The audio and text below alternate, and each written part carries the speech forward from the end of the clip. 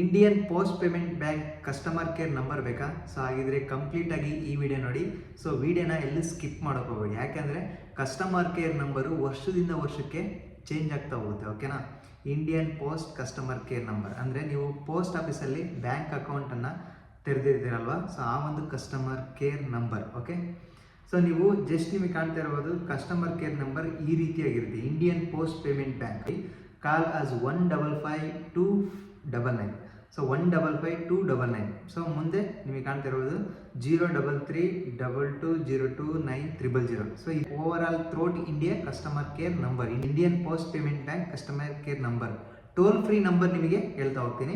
So ನಿಮಗೆ ಕೆಳಗಡೆ scroll ಮಾಡ್ತಾ ಹೋಗಿ, ಸೊ ನಿಮಗೆ ಕಾಣ್ತಾ ಇರೋದು Indian post payment bank insurance service company ಅಂತ ಇದೆ ಕೆಳಗಡೆ.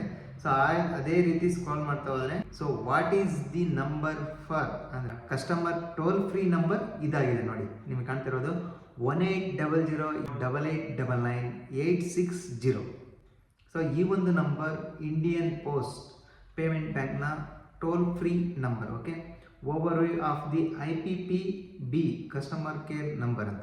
ಸೊ ಈ ಒಂದು ನಂಬರ್ಗೆ ನೀವು ಕಾಲ್ ಮಾಡ್ಬಿಟ್ಟು, ಸೊ ನಿಮ್ಮ ಒಂದು ಇಂಡಿಯನ್ ಪೋಸ್ಟ್ ಪೇಮೆಂಟ್ ಅಕೌಂಟಲ್ಲಿ ಏನೇ ತೊಂದರೆ ಅಥವಾ ಟೆಕ್ನಿಕಲ್ ತೊಂದರೆ ಆಗಿರ್ಬೋದು, ಸೊ ನೀವು ಪೇಮೆಂಟನ್ನು ಕ್ರಿಯೇಟ್ ಮಾಡಿದರೂ ಕೂಡ ನಿಮ್ಮ ಒಂದು ಬ್ಯಾಂಕ್ ಅಕೌಂಟ್ ಅಪ್ಡೇಟ್ ತೋರಿಸ್ತಾ ಇಲ್ಲ ಅಂದರೆ, ಅಥವಾ ನೀವು ಹಣನ ಡ್ರಾ ಮಾಡಿ ಮೆಸೇಜ್ ಬಂದಿಲ್ಲ ಅಂದರೆ, ಅಥವಾ ಹಣವನ್ನು ಕ್ರೆಡಿಟ್ ಮಾಡಿ ಕೂಡ ಸೊ ನಿಮ್ಮ ಒಂದು ಮೆಸೇಜ್ ಬಂದಿಲ್ಲ ಅಂದರೆ, ನೀವು ರಿಜಿಸ್ಟರ್ ಮಾಡಿರುವಂಥ ಫೋನ್ ನಂಬರ್ಗೆ ಮೆಸೇಜ್ ಬಂದಿಲ್ಲ ಅಂದರೆ, ಟೆಕ್ನಿಕಲ್ ಆಗಿ ನಿಮ್ಮ ಒಂದು ಬ್ಯಾಂಕಲ್ಲಿ ಏನೇ ತೊಂದರೆ ಇದ್ರು, ಇಂಡಿಯನ್ ಪೋಸ್ಟ್ ಪೇಮೆಂಟ್ ಬ್ಯಾಂಕಲ್ಲಿ ಏನೇ ತೊಂದರೆ ಇದ್ರು, ಸೊ ಈ ಒಂದು ನಂಬರ್ಗೆ ನೀವು ಕರೆ ಮಾಡಿ ಕಂಪ್ಲೀಟ್ ಮಾಹಿತಿನ ನೀವು ತಿಳ್ಕೊಬೋದು.